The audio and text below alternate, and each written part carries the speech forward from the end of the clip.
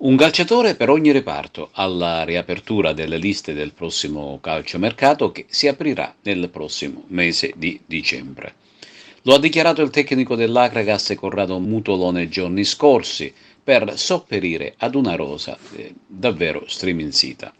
La società e il suo presidente Giovanni Castronovo, che in un primo tempo pensavano di correre ripari pescando tra gli svincolati, hanno cambiato strategia.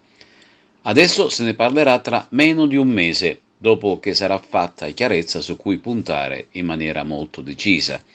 Quello di dicembre è l'ultima finestra di mercato, per cui bisogna ponderare bene le scelte future per un rush finale di campionato all'altezza della situazione. Domenica il gigante sarà ospite dell'Alba Alcamo, ultimo in graduatoria e con un solo punto in classifica, conquistato fuori casa sul campo del Geraci. Un risultato che fa ben sperare la compagine trapanese, che rotto il ghiaccio cercherà di riprendere quota. Per questa gara è stato chiamato un arbitro d'oltrestretto, si tratta di Gianluca Frizza di Perugia, che si avvarrà dell'assistenza di Dario Bicchiari e Roberto Cusimano, entrambi di Palermo.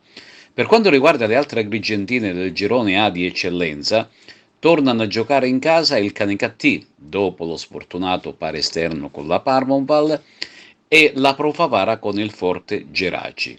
Entrambe mirano al risultato pieno per continuare a scalare la classifica generale.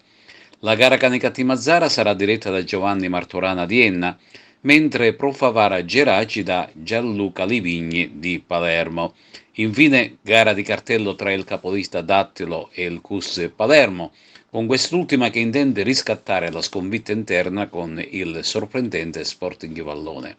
Anche per questa gara è stato chiamato un arbitro che arriva dal centro Italia. Si tratta di Paolo Grieco di Ascoli Piceno.